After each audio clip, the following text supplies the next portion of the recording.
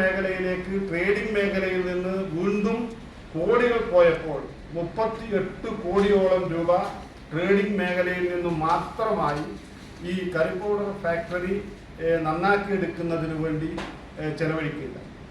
ആ സ്ഥാപനം അത്തരത്തിൽ അതിന് ചെലവഴിച്ചിട്ടും 2019 വരെ മേൽസ്ഥാപനം കറി പൗഡർ ഫാക്ടറി വലിയ നഷ്ടത്തിലേക്കാണ്. 38 കോടി രൂപ 2019-20 വർഷം വരെ 38 കോടി രൂപ നമ്മൾ അങ്ങോട്ട് കൊണ്ടുപോയെങ്കിലും ആ സ്ഥാപനവും നഷ്ടത്തിലേക്ക് പോകുന്ന സാഹചര്യമാണ് ഉണ്ടായത്. വീണ്ടും കറി പൗഡർ ഫാക്ടറിയിലേക്ക് കൂടുതൽ തുക ഈ ട്രേഡിംഗ് മേഖലയിൽ നിന്ന് അതിൻ്റെ റിനോവേഷൻ വർക്കിനും അതുപോലെ തന്നെ പുതുതായി രൂപീകരിച്ച നേരത്തെ ഫാമിലി കറി പൗഡർ എന്ന പേരിലാണ് സ്ഥാപനം ഉണ്ടായിരുന്നതെങ്കിൽ പിന്നീട് റെയ്ഡ്കോ കറി പൗഡർ എന്ന രീതിയിൽ അത് മാറ്റി അതിലൂടെ കോടികൾ ഇവിടെ നിന്ന് ട്രേഡിംഗ് മേഖലയിൽ നിന്ന് അങ്ങോട്ട് മാറ്റപ്പെടുന്ന സാഹചര്യമുണ്ടായി. അങ്ങനെ ഈ ട്രേഡിംഗ് മേഖലയിൽ നിന്ന് പൂർണ്ണമായും പണം ഉപയോഗിച്ച് അന്ന് ഇതിൽ നിന്ന് പണമെടുക്കുമ്പോൾ അന്നത്തെ ചെയർമാൻ പറഞ്ഞൊരു കാര്യമുണ്ട്, കുറച്ചുകൂടി നഷ്ടത്തിലേക്ക് പോകുന്ന ട്രേഡിംഗ് മേഖല. ആ ട്രേഡിംഗ് മേഖലയെ ഇനി നമ്മുടെ സാധ്യതകൾ കറി പൗഡർ ഫാക്ടറിയാണ്.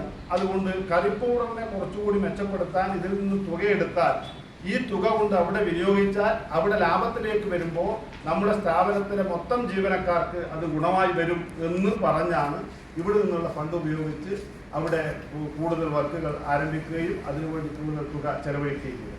എന്നാൽ അവിടെ കുറച്ചുകൂടി 2019 വരെ നഷ്ടത്തിൽ പോയെങ്കിലും 2019 കോവിഡിനെ തുടർന്ന് നമ്മുടെ സ്ഥാപനത്തിന് സംസ്ഥാന ഗവൺമെന്റിന്റെ വിതരണം ചെയ്യുന്ന കിറ്റുകളുടെ വലിയ തോതിലുള്ള ഓർഡറുകൾ ലഭിച്ചതിന്റെ ഫലമായിട്ട് 2019 മുതൽ ആ സ്ഥാപനം 2020 മുതൽ സ്ഥാപനം കുറച്ചുകൂടി ലാഭത്തിലേക്ക് പോവുകയുണ്ട്. എന്നാൽ ഈ ട്രേഡിംഗ് മേഖലയിൽ നിന്ന് ആ സ്ഥാപനം ലാഭത്തിലേക്ക് വന്നപ്പോൾ ട്രേഡിംഗ് മേഖലയിൽ നിന്ന് എടുത്ത 38 കോടി രൂപ തിരിച്ചു കൊടുത്തില്ല എന്ന് മാത്രമല്ല, ആ ട്രേഡിംഗ് മേഖലയിൽ നിന്ന് അങ്ങോട്ട് പോയ 38 കോടി രൂപയുടെ പ്രതിവർഷമുള്ള എല്ലാ നഷ്ടവും ട്രേഡിംഗ് മേഖല മാത്രം വഹിക്കേണ്ടുന്ന സാഹചര്യവും നിലവിലുണ്ടായി.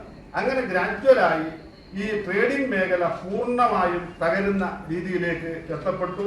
അതിൻ്റെ പ്രധാനപ്പെട്ട കാരണം കറി പൗഡർ മാത്രമല്ല, അതിനുശേഷം യാതൊരു കൂടിയാലോചനയും ടെക്നിക്കൽ സാങ്കേതിക വിദഗ്ധരില്ലാത്ത ഒരു സ്ഥാപനത്തിനകത്ത് റെയ്ഡ്കോ റിന്യൂവബിൾ എന്ന പേരിൽ സോളാർ പാർക്കുകളല്ല പരപ്പന സോളാർ പദ്ധതി റെയ്ഡ്കോ ഏറ്റെടുത്ത് നടപ്പാക്കാൻ ശ്രമിച്ചു.